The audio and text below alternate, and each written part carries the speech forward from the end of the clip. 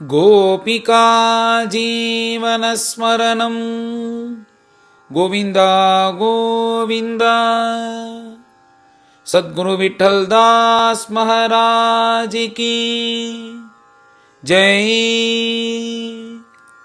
பிரம்மவித் சர்வமர்ஹதி அப்படின்னு சொன்னது போல எல்லா இடத்துலையும் பகவானை பார்த்து பிரம்மானுபவத்தில் இருக்கக்கூடிய அந்த ஜடபரதர் இப்படி உபதேசங்கள்லாம் பண்ணி எல்லாத்துக்கும் காரணம் மனசு தாண்டா. அந்த மனசை வச்சுன்னு நீ எதை வேணாலும் இந்த உலகத்தில் சாதிக்க முடியும். ஆனால் எதை வேணாலும் சாதிக்கணுன்றதை விட பகவானை சாதிக்கணுன்றதுக்காக தான் இந்த மனசானது உண்டானது. அப்படியே இந்த மனசு இந்திரியங்களை வச்சு ஒன்று அழிச்சுன்னு போயிடும். நீ என்ன பண்ணுறன்னா இப்படி ரொம்ப வீரியவத்தாக இருக்கக்கூடிய மனசை அதை போகிற போக்கில் போகாதபடிக்கு ஹரி குரு அப்படின்ற அஸ்திரத்தம் ஒரு பெரிய கட்கத்தை எடுத்து இந்த பாவியாகிற மனசை வெட்டித்தள்ளு. இப்படி வெட்டித்தல்னா நீ பகவானுடைய திருவடியே சுலபமாக போய் அடைஞ்சிடலான்னு இப்படிலாம் விஷயத்தை சொன்ன உடனே இப்போ சாதாரணமாக இந்த விஷயத்தை கேட்குறதுக்கும் அந்த பிரம்மானுபவத்தில் ஞானிகள் இருந்துட்டு சொல்கிறவாளுடைய வாக்குக்கும் வித்தியாசம் எவ்வளோ இருக்கும். இப்படி கேட்க கேட்க கேட்க என்ன ஆச்சுன்னா அந்த ரகுகனுடைய மனசில் அஜ்ஞானமானது போய் இந்த க்ஷணம் பகவான் ஆராதனை பண்ணணும், இந்த க்ஷணம் போய் இந்த உலகத்தில் இருக்கிற அத்தனையும் மறந்து தன்னந்தனியாக போய் மேலே தபஸ் பண்ணியோ பக்தி பண்ணியோ யோக மார்க்கத்தில் இருந்தோ நம்ம இந்த மனசை அடக்கி பகவான்கிட்ட சேரணுன்ற சங்கல்பமானது வந்துடுது. பொதுவாக இந்த மாதிரி கதைகள்லாம் சாதாரணமாக கேட்டோம்னாலே நம்மளுக்கு தோணும், என்னத்தை கண்டோம் இந்த வாழ்க்கையில் எல்லாம் சுகம் இருக்கிறது போல் இருக்கே தவிர கடைசியில் துக்கத்தில் தான் போய் முடியறது, உடனே கிளம்பிடலான்னு க்ஷணச்சித்தம் அப்படின்றது போல் தோணும் இந்த கதையெல்லாம் கேட்கும்போது. ஆனால் அதுக்கப்புறம் திரும்ப ஏதாவது விவகாரம் மறந்துடுவோம். ஆனால் அது சாதாரணவார்களுடைய கதைக்கும் ஞானிகளுடைய கதைக்கும் வித்தியாசம் இருக்கணும். இப்படி பிரம்மானுபவத்தில் இருந்து இவர் பேசும்போது அவனை போய் ஒவ்வொன்றும் மனசில் போய் ஆழமாக பதியறதான் அந்த ரகுகணனுக்கு. அப்படி மனசில் இருக்கிற அத்தனை சம்சயமும் கொஞ்சம் கொஞ்சமாக விலக ஆரம்பிச்சிடுது. அப்படி இருக்கும்போது அந்த ரகுகணன் பரம சந்தோஷப்பட்டு திருப்திப்பட்டு நான் மகான்களை தேடி போய் உபதேசம் வாங்கிக்கணும் அப்படின்னு சொல்லிட்டு நான் யாரை குருநாதராக நினச்சேன்னு கிளம்பினேனோ கபில வாசுதேவன் அவர் ஈசான்ய திக்கில் இருக்காருன்னு சொல்லிட்டு அப்படி கிளம்பி நான் போகும்போது நீங்கள் பிறந்ததுலேருந்து யாரு கூடயும் பேசாதவர்கள், அப்பா அம்மாட்ட கூட பேசாத நீங்கள் என் மேலே கருணை வச்சு பகவானுடைய சங்கல்பத்தினால எனக்கு எப்படி ஒரு உபதேசம் பண்ணேலே என்ன பதில் பண்ண முடியும் உங்களுக்கு? உங்களை மாதிரி இருக்கிறவா தான் இந்த சம்சார வாழ்க்கையில் நாங்கள் தப்பிச்சுன்னு இருக்கும்போது உங்களுடைய வாக்கானது தான் எங்களுக்கு ஆறுதல் சொல்வது போல இருக்குது அப்படின்னு சொல்லிட்டு அந்த உபதேசத்தினுடைய அருமை தெரிஞ்சு வரும்னு ரகுகணன். ஏன்னா அதுக்காக தானே புறப்பட்டுருக்கான். ராஜாவாக இருந்து கர்வமாக இருந்து ரஜோகுணம் தனியாக இருந்தாலும் இவனுக்கு எப்படியாவது மனசாகிற இந்த பாவியை சரி பண்ணி பகவானுடைய திருவடியை கொண்டு போய் அடையணும், அதில் கொண்டு போய் வைக்கணுன்றதுக்காக தான் கிளம்புறான். அப்படி கிளம்பி போகும்போது ஜடபரதர் தானாகவே உபதேசம் பண்ண உடனே பரம சந்தோஷப்பட்டு திருவடியை பிடிச்சிட்டு கதறி கீழே விழுந்து பெறல்றானா, எப்பேற்பட்ட நீங்கள் எனக்காக பேசுகிறீர்கள், எனக்காக சொன்னீங்களே அப்படின்னு சொல்லிட்டு. எப்படி ஒருவனுக்கு வியாதியில் கஷ்டப்பட்டு இருக்கும்போது அந்த மருந்தானது எவ்வளோ ஹிதம் பண்ணுமோ, நல்ல வெயிலில் சுற்றிட்டு தாகம்னு இருக்கும்போது ஒரு மரத்தடையில் நின்றுட்டு ஜில்லுன்னு ஒரு இளநீரோ இல்லை ஜலத்தையோ குடித்தா அவனுக்கு எவ்வளோ சமனமாக மனசுக்கு ஆறுதலாக இருக்குமோ, அப்படி தப்பிச்சுன்னு இருக்கிற எனக்கு உம்முடைய வாக்கானது அவ்வளோ ஆறுதலாக இருக்குது. நீங்கள் ஒவ்வொன்றுத்தையும் சொல்ல சொல்ல சொல்ல இந்த க்ஷணம் கிளம்பி நம்ம தபஸுக்கு போயிடலாம், போதும் இந்த வாழ்க்கைன்னு அப்படி பகவானுடைய திருவடியில் இந்த பக்தியானது ஆண் வேர் ஊணுவது போல அப்படி உங்களுடைய வாக்கானது என்னை மாற்றுறது அப்படின்னு சொல்லிட்டு முதல்ல கிருத்தஜதையை சொல்கிறார். இன்னும் கூட சில சம்சயங்கள் இருக்குது, அதை நீங்கள் தீர்த்து வைக்கணும் அப்படின்னு மேலே ரகுகுணன் ஜடபரதனை பார்த்து கேட்குறார். நீங்கள் என்ன சொன்னேன், லௌகீகத்தையும் வைதீகத்தையும் சேர்க்க முடியாது, பரமார்த்திகமும் லௌகிக்கமும் ஒன்றும் கிடையாதுப்பா, அதுவும் சேர்த்து நீ கேள்வி கேட்க முடியாது அப்படின்னு நீங்கள் சொல்கிறேன். நீங்கள் சொன்ன விஷயத்தெல்லாம் நான் புரிஞ்சுட்டேன். ஆனால் எங்களை மாதிரி இருக்கிறவர்களுக்கு நாங்கள் பார்க்கக்கூடிய இந்த விஷயங்களை வச்சு தானே நாங்கள் எல்லாத்தையும் தீர்மானம் பண்ணுவோம். அப்படி இருக்கும்போது எங்களுக்கு இதுக்கு ஏற்றது போல் நீங்கள் திருஷ்டாந்தமானது சொல்லணும். இத்தனை நேரம் நீங்கள் என்ன சொன்னீங்கன்னா அந்த மனசு தான் காரணம்னு, இந்த மனசாகிற பாபியை நம்ம எப்படியாவது ஜெயிக்கணும்னு சொன்னேன். அப்படி மனசாகிற பாபியை ஜெயித்ததுக்கப்புறம் அந்த மனசை நம்ம எந்த இடத்துல கொண்டு வைக்கணும், எப்படி நம்ம பரிபக்குவமாக இருக்கணும், என்னென்னலாம் பண்ணணும் அதை நீங்கள் சொல்லுங்கோ அப்படின்னு சொல்லிட்டு ஜடபரதனை பார்த்து பிரார்த்தனை பண்ணி கேட்குறாராம் அந்த ரகுகணன். மேலே அந்த ரகுகணனை பார்த்து ஜடபரதர் அழகாக பதில் சொல்கிறார். இப்போ நீ ஒரு ராஜாவை இந்த சோவியர் தேசத்தை நீ பரிபாலனை பண்ணிட்டு இருக்க. நீ வந்து பரிபாலனம் பண்ணணும், ராஜாவாக இருக்கணும்னா ரஜோகுணத்தெல்லாம் வச்சுட்டு கோபத்தோட இப்படி தான் பண்ணி ஆகணும். பரிபாலனம் பண்ணும்போது சுத்த சத்துவகுணத்தோடு பண்ணுறதுலாம் ரொம்ப கஷ்டம், சாதாரணமாக இருக்கிறவளால முடியாது. அப்படி இருக்கும்போது நீ ராஜா மாதிரி இருக்க, உன்னை ராஜா ராஜான்னு எல்லோரும் கொண்டாடுறா. இப்படிலாம் கொண்டாடும்போது உனக்கு அகம்பாவம் இதெல்லாம் ஜாஸ்தி ஆகும். நீ என்ன தப்பு பண்ணாலும் சரி பண்ணாலும் நீ ராஜாவாக இருக்கிறதுனால உன்னை வந்து எல்லோரும் கொண்டாடணும்னு நினைப்ப, எல்லோரும் கொண்டாடுவா. இப்படி கொண்டாடி கொண்டாடி என்ன ஆகுதுன்னா உனக்கு அகம்பாவமானது ஜாஸ்தி ஆகுது. அப்படி அகம்பாவமானது ஜாஸ்தி ஆகும்போது இந்த சரீரமே நான்ற ஒன்று எண்ணம் வருது. இந்த உலகத்தில் இருக்கிற அத்தனை விஷயம் வந்து இந்த ராஜாவுடைய அதீனன்னு நீ நினைக்கிற, நம்ம ராஜாவுக்கு சொந்தம்னு நினைக்கிற. ஆனால் அதுதான் இல்லைப்பா. இந்த ராஜாவே வந்து என்னன்னா இந்த பூமியில் அழியக்கூடிய சரீரம் அப்படின்றது போல் நீ பார்க்க ஆரம்பிக்கணும். எல்லாம் என்னன்னா மண்கூடு. இப்போ வந்து ஒரு மண்கூடுன்னா கீழே இருக்கிற மண் மாத்திரம்தான் மண் இல்லை, இந்த பூமியிலேருந்து உற்பத்தி ஆகி இந்த பூமியில் அழியக்கூடிய எல்லா விஷயங்களும் மண்கூடு தான். இந்த பல்லக்கு, இந்த தூக்குற ஜனங்கள், அங்கே முன்னாடி போகிற அந்த குலபதி, அவர் மேலே இருக்கிற அந்த குதிரை, அப்புறம் அதுக்குள்ளே ராஜாதிராஜனாக இருந்து கட்டளை இடக்கூடிய நீ, எல்லோரும் நாம் எங்கே பண்ணுறோன்னா இந்த பூமியிலேருந்து தான் உற்பத்தி ஆகிறோம், இந்த பூமியிலேயே அழிஞ்சிடுறோம். அதனால் இந்த பூமியிலேருந்து உற்பத்தியான மண்கூடு, இந்த மண்கூடு தான் வந்து நிறைய அணுக்களை வச்சுட்டு இந்த சின்ன சின்ன சின்ன சின்ன அணுக்கள்லாம் சேர்ந்து அவைகள்லாம் கோடிக்கணக்கான மாறி அது ஒரு அங்கமாக மாறி அந்த அங்கங்கள்லாம் சேர்ந்து ஒரு சரீரமாக மாறுறது அப்படின்னு இந்த ஒரு சயின்ஸு, இந்த சயின்ஸ் இப்போ அணுக்கள் இருக்குது, எது இருக்குது, இந்த மாதிரி விஷயத்தெல்லாம் லௌகீகமாக சொன்ன விஷயத்த ஜடபரதர் பாருங்க 5000 வருஷம் முன்னாடியே சொல்லியிருக்கார். இது அணுக்கள்லாம் சேர்ந்த பரிணாமம் தான் ஒரு அவயவமாக மாறுறது. அந்த அவயவம் தான் உள்ள சரீரத்தில் எடுத்துன்னு பல அவயவங்களாக மாறி ஒரு சரீரமாக மாறுறது. இந்த தர்மம் தான் எல்லாத்துக்கும் இந்த மாதிரி அதுக்கு பூமியில் இருக்கிற எல்லாமே இந்தந்த அணுக்கள் அது சேர்ந்து ஒவ்வொரு பரிணாமத்தை ஏற்படுத்திண்டு இந்த பூமியில் உற்பத்தியாகி அது சஞ்சரிச்சுருக்கு. அப்படி சஞ்சரிச்சுட்டு இருக்கும்போது அந்தந்த கால பரியந்தம் பிராரப்த வசாத்து இருந்துட்டு அது அழிஞ்சுட்டே போகிறது அப்படின்ற ஒரு எண்ணம். நீ ராஜாவாக இருக்க நான்ற எண்ணத்தை விட்டு எல்லாமே இந்த உலகத்தில் இருக்கிறது எல்லாமே மண்கூடு தான் அப்படின்ற ஒரு தோஷ திருஷ்டியோடு பார்க்கணும். இத்தனையும் சொல்லிட்டு அருமையான ஒரு விஷயத்த சொல்கிறார். அது என்னென்னா, இந்த அணுக்கள்லாம் உண்டாகிறதோன்னு ஒவ்வொரு அணுக்கும் ஒவ்வொரு மனசு இருக்கான். அதுக்கு ஏற்றது போல தான் அது செயல்படுறதான். இப்போ ஒரு அணுன்னா எவ்வளோ சின்னது, அதுக்குன்னு ஒரு தனி செயல்பாடு இருக்குது அப்படின்னு சொல்லிட்டு சொல்கிறார். அவைகள்லாம் சேர்ந்து அது எப்படி மனுஷன் ஒன்று உற்பத்தி ஆகி அவன் ஒரு விதத்தில் போயின்னு இருக்கானோ அதெல்லாம் ஒவ்வொன்றுத்துக்கும் தனித்தனியாக செயல்பாடு இருக்குது அப்படின்னு சொல்லிட்டு சொல்கிறார். இது எவ்வளோ தூரம் சயின்ஸ் எனக்கு தெரியாது, ஆனால் இங்கே பாகவதத்தில் இப்படி சொல்லப்பட்டிருக்கு. இது எப்படி இருக்குதுன்னு எனக்கும் தெரியல. அது வந்து இதுக்கு தெரிஞ்சவா வந்து அவள் மூலியமாக வேணால் நம்ம அப்புறமா யாராவது நீங்கள் எனக்கு தெரிஞ்சதுன்னா இது ஆமாம் சத்தியம்னு இந்த மெசேஜ் பண்ணுங்க. இங்கே சொல்லும்போது என்ன சொல்லியிருக்காருன்னா, ஒவ்வொரு அணுக்களும் உண்டாகிறது அதுக்குன்னு ஒரு தனி செயல்பாடு. மனசுன்னு உண்டாகி, மனசுன்னா என்ன, அதுக்குன்னு ஒரு செயல்பாடு, அது உண்டாகி அது ஆகி அதெல்லாம் சேர்ந்துட்டு ஒரு அங்கமாக ஆகி அதெல்லாம் சேர்ந்துட்டு ஒரு பெரிய மனுஷனாக ஆகி இப்படி இந்த உலகத்தில் இந்த அணுக்கள் மூலியமாக சஞ்சாரம் பண்ணுறது, அந்தந்த அணுக்களும் தனியாக செயல்படுறது அப்படின்ற ஒரு அற்புதமான விஷயத்த ஜடபரதர் ரகுகுணனுக்கு உபதேசம் பண்ணுறார். இந்த அணுக்களோடு சேர்ந்து உற்பத்தியான அந்த சரீரம் எப்படி இருக்குன்னா, பெரிதாகவும் சின்னதாகவும் அப்புறம் குண்டாக இருக்கிறதாகவும் ஒல்லியாக இருக்கிறதாகவும் உயிரோடு இருக்கிறதாகவும் உயிர் இல்லாததாகவும் திரவியம் கர்ம ஸ்வபாவம் காலம் வாசனை அப்படின்ற எல்லாத்தையும் சேர்ந்துண்டு அவித்தையை ஸ்வீகரிச்சுண்டு இப்படி இந்த ஜீவனானது இது கூட சேர்ந்துட்டு சஞ்சாரம் பண்ணிட்டு இருக்கு. ஆனால் இன்னொன்று ஒன்று இருக்குது, அந்த பரமாத்மான்னு ஒன்று இந்த உலகத்தையே உண்டாக்கின பரபிரம்மம் இருக்கே, அந்த பிரம்மத்தை பார்க்க முடியாது, கண்ணால் பார்க்க முடியாது, மூக்கால் முகர முடியாது, காதால் கேட்க முடியாது, வாக்குனால் சொல்ல முடியாது, தோல்னால் உணர முடியாது. ஆனால் திரிகாலமும் எப்பொழுதும் சத்தியமாக இருந்து கொண்டு அது எந்த ரூபத்தில் இருக்குன்னு கூட தெரியாதான், அப்படி ஒன்று இருக்குது.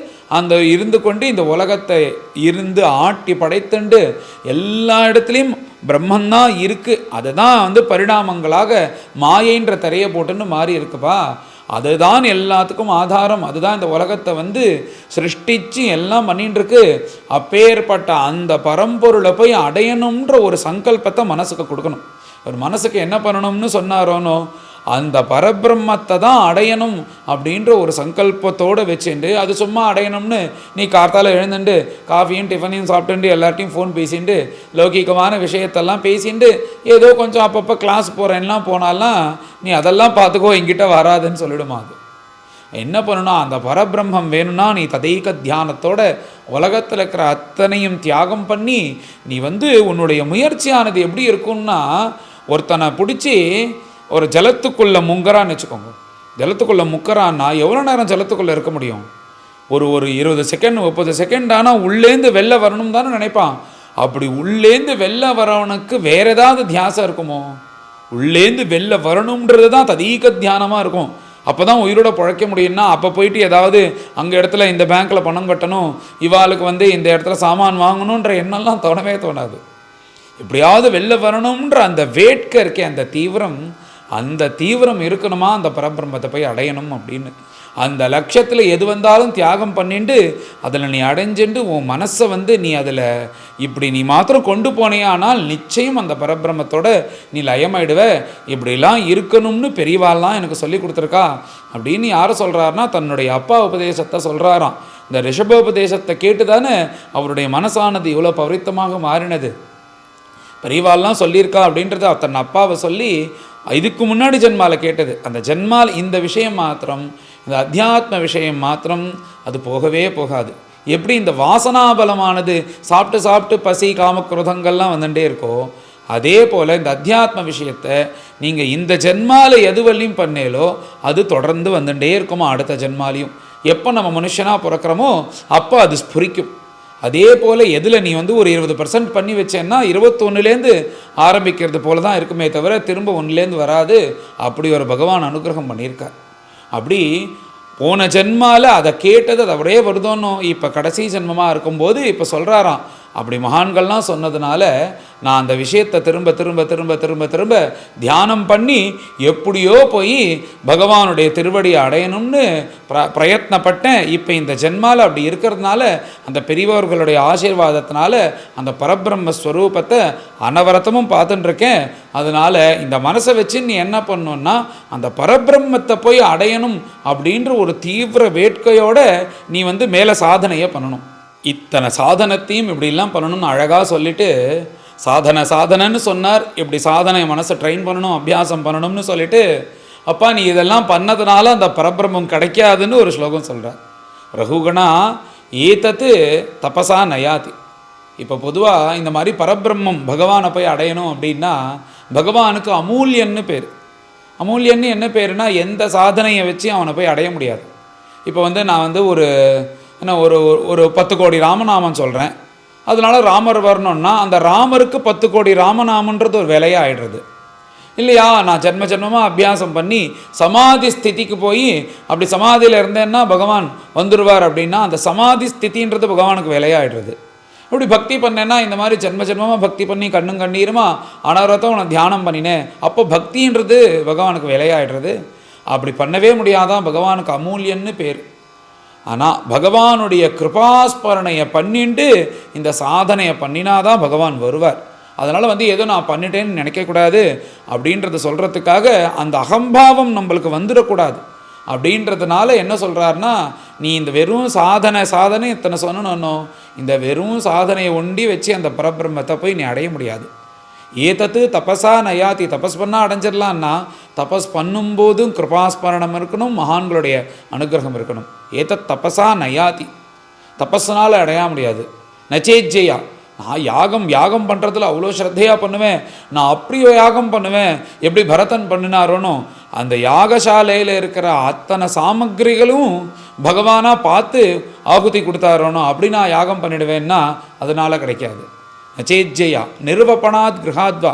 விட முடியாதுன்னு மனைவியை விட முடியுமா? குழந்தைகளை விட முடியுமா? ஆசையாக கட்டின வீடை விட முடியுமா? ஆசையாக வாங்கின வாகனத்தை விட முடியுமா?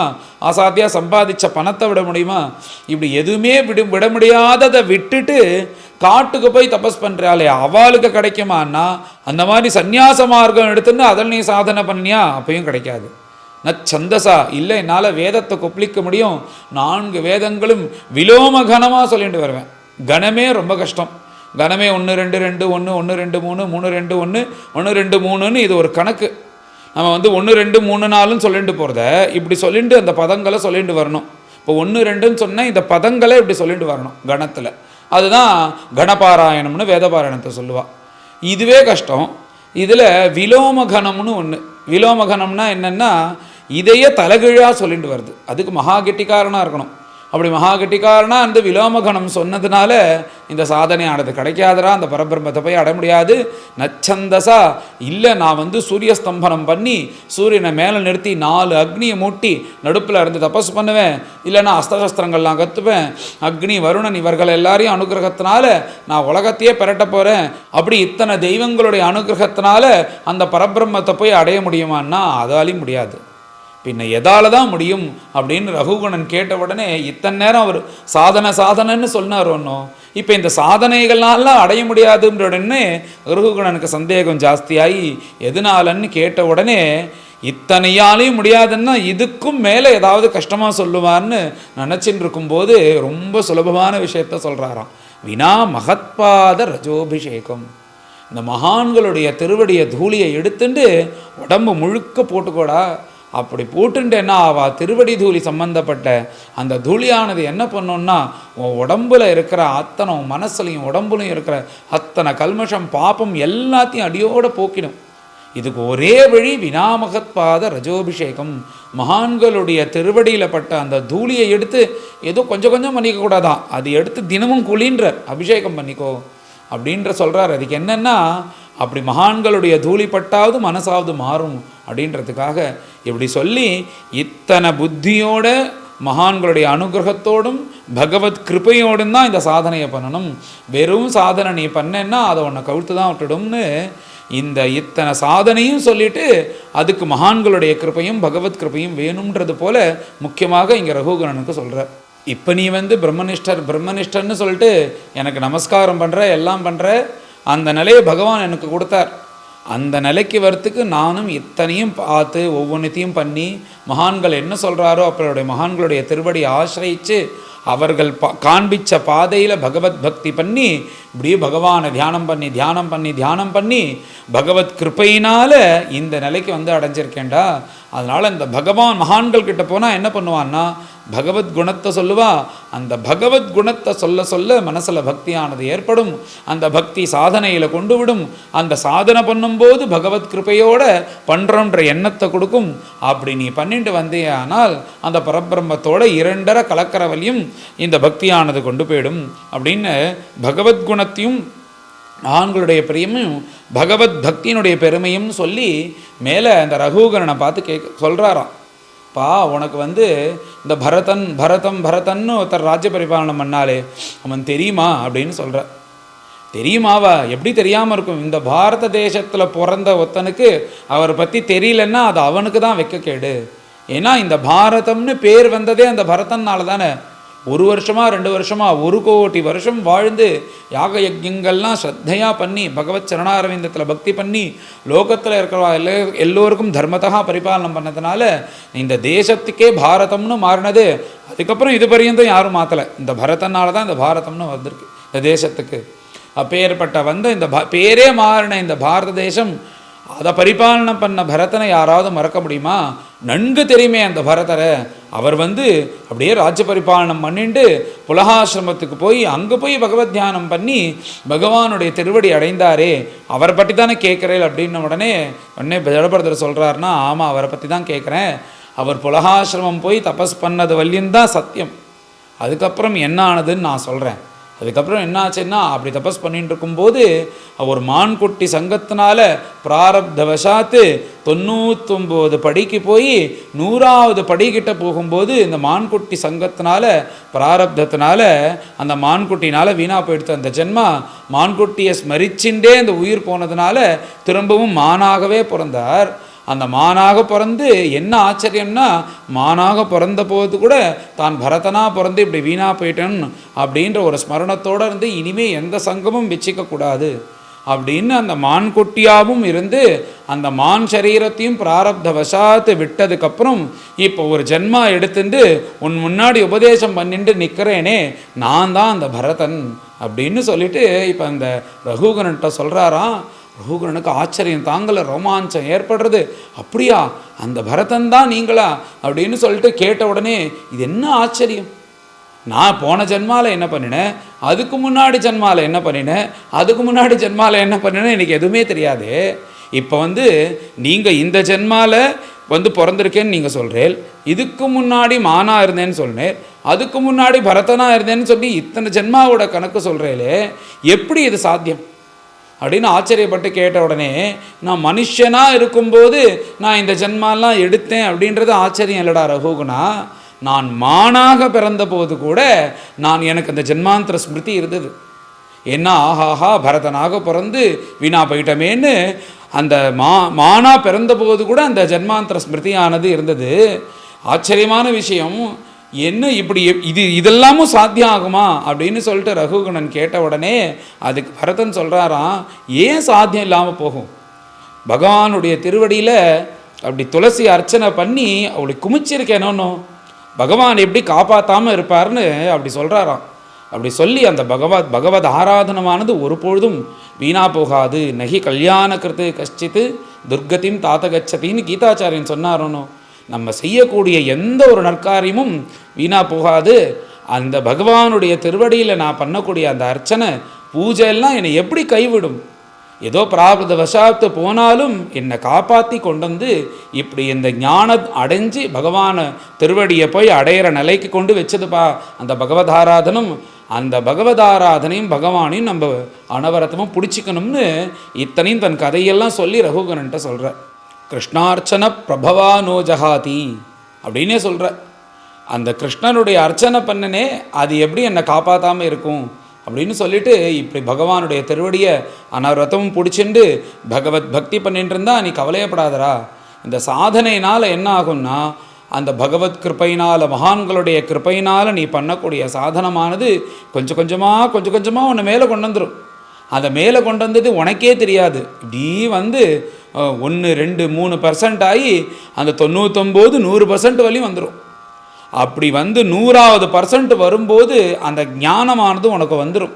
அந்த ஞானம் வந்ததுன்னா என்ன பண்ணோம்னா, இந்த அஜ்ஞானமாகக்கூடிய இந்த உலகத்தில் வாழ்ந்து கஷ்டப்படக்கூடிய அத்தனை விஷயத்தையும் இந்த ஞானமாகிற கட்கம் அறுத்து எரிஞ்சிடும்.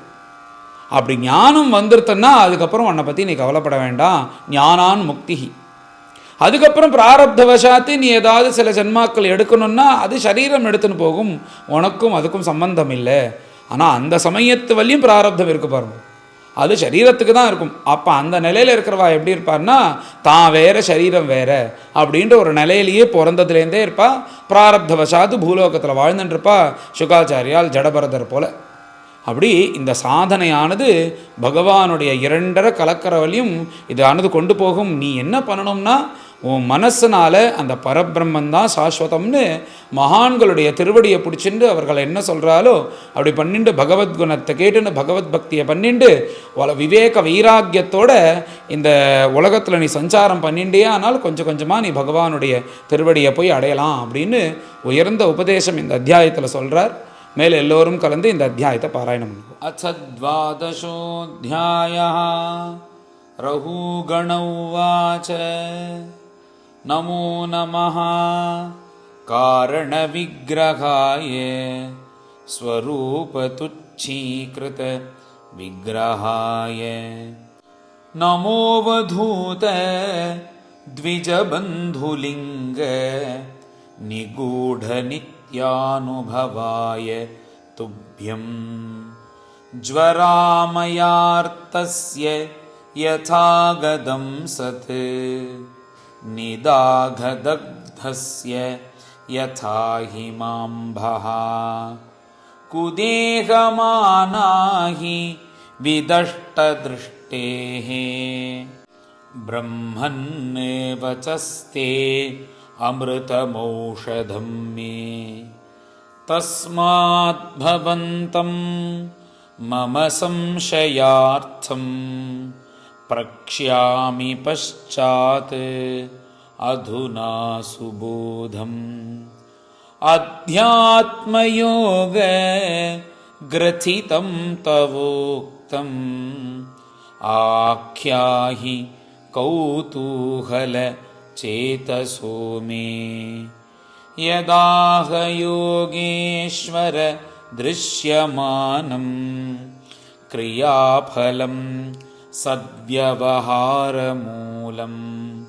न ह्यञ्जसा तत्त्वविमर्शनाय भवानमुष्मिन् भ्रमते मनो मे। ब्राह्मणोवाच अयं जनो नाम चलन् पृथिव्यां यः पार्थिवः पार्थिव कस्य हेतोः तस्यापि चाङ्घ्र्योरधि गुल्फजङ्घा जानूरुमध्योर शिरोधरांसाः अंसेधिदार्वी शिबिका च यस्यां सौवीरराजेति अपदेश आस्ते यस्मिन् भवान् रूढनिजाभिमानः राजास्मि सिन्धुष्विति दुर्मदान्धः शोच्यानि मांस्त्वम् अधिकष्टदीनान् विष्ट्यानि गृह्णन् निरनुग्रहोऽसि जनस्य गोप्तास्मि विकत्समानो न शोभसे वृद्धसभासु दृष्टः यदाक्षितावेव चराचरस्य विदामनिष्ठां प्रभवं च नित्यं तन्नामतोऽन्यत् व्यवहारमूलं निरूप्यतां सत् क्रिययानुमेयम् एवं निरुक्तं क्षितिशब्दवृत्तम् असन्निधानात् परमाणवो ये अविद्यया मनसा कल्पितास्ते येषां समूहेन कृतो विशेषः एवं कृशं स्थूलमनुर्बृहद्यत् हसच्च सज्जीवम् अजीवमन्यत् द्रव्यस्वभावाशय कालकर्म नाम्ना जयामेहि कृतं द्वितीयम् ज्ञानं विशुद्धं परमार्थम् एकम् अनन्तरं त्वबहिः ब्रह्म सत्यम् प्रत्यक्प्रशान्तं भगवच्छब्दसंज्ञं यद्वासुदेवं कवयो वदन्ति रघुगणायेतत् तपसा न याति न चेज्यया निर्वपणाद्गृहाद्वा न छन्दसा नैव जलाग्निसूर्यैः विना महत्पादरजोऽभिषेकम् यत्रोत्तमश्लोकगुणानुवादः प्रस्तूयते ग्राम्य कथाविघातः निषेव्यमानः अनुदिनं मुमुक्षोः मतिं सतीं यच्छति वासुदेवे अहं पुरा भरतो नाम राजा विमुक्तदृष्टश्रुतसङ्गबन्धः आराधनं भगवतैकमानः मृगो भवं मृगसङ्गात् हतार्थः समां स्मृतिः मृगदेहेऽपि वीरा कृष्णार्चनप्रभवानो जहाति अथोऽहं जनसङ्गादसङ्गः विशङ्कमानो अविवृतश्चरामि तस्मान्नरो सङ्ग सुसङ्गजात ज्ञानासिनेहैव विवृक्णमोहः हरिं तदीहा कथनश्रुताभ्यां लब्धस्मृतिः याति अतिपारमध्वनः। श्रीहरये नमः। श्रीहरये नमः।